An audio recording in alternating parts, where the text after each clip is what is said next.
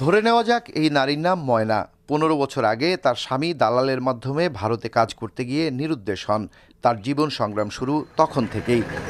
২ সন্তানের লেখাপড়া আর সংসারের অভাবে যখন হাবুডুবু খাচ্ছেন, তখনই ২০১৮ সালে মানব পাচারকারীদের টার্গেটে পড়েন তিনি।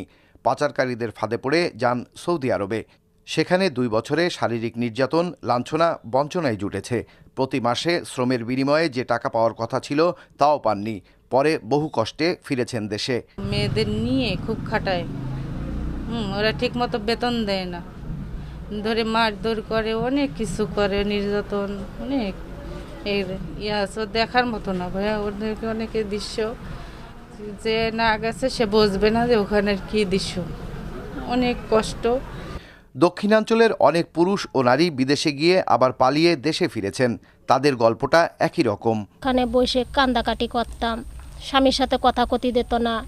ওই 1 মাস পরে কথা বলতো, তা 2-3 মিনিট কথা বলতাম। আটকে রাখতো, বাইরে যেতে দিত না, কারোর সাথে মিষ্টি দিত না, কোনো বিষয় কথা বলতে দিত না। সেখান থেকে অনেক কষ্টে পলায় আসতে হতো। মানব পাচারের দৃষ্টান্তমূলক শাস্তি না হওয়া এবং প্রতিরোধ কমিটিগুলো কার্যকর না থাকায় এই অঞ্চলে পাচার বেড়েছে বলছে বেসরকারি সংগঠনগুলো। মামলা হওয়ার পরে তাদেরকে অনেক সময় অ্যারেস্ট করা সম্ভব হয় না। সেই ক্ষেত্রে মামলাটা কিন্তু ঝুলে যায়, মামলাটা অনেক দীর্ঘমেয়াদী হয়ে যায়।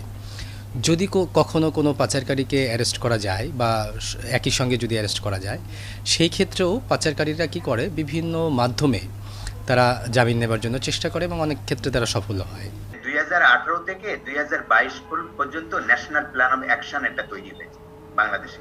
যে ন্যাশনাল প্ল্যান অফ অ্যাকশনে ইউনিয়ন, উপজেলা এবং ডিস্ট্রিক্ট লেভেলে কাউন্টার ট্রাফিকিং কমিটি নামে একটা কমিটি আসলে ফর্ম হয়ে আছে এবং গভর্নমেন্ট থেকে ওই কমিটির বেশ কিছু কাজের নির্ধারিত কাজ আসলে দেয়া আছে। প্ল্যান অফ অ্যাকশনে যে সমস্ত অ্যাক্টিভিটিস গুলো দেয়া আছে সেখানে সুনির্দিষ্ট বাজেট নাই এবং ইউনিয়ন পরিষদে বা উপজেলা বা ডিস্ট্রিক্ট লেভেলে এই মানে কমিটিগুলো সচল রাখার জন্য যে জনবল বা জনশক্তি দরকার আছে সেই ধরনের জনশক্তি আসলে নাই।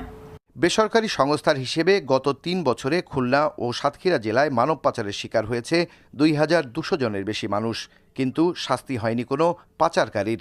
মোস্তফা জামাল, মাছরাঙা সংবাদ, খুলনা।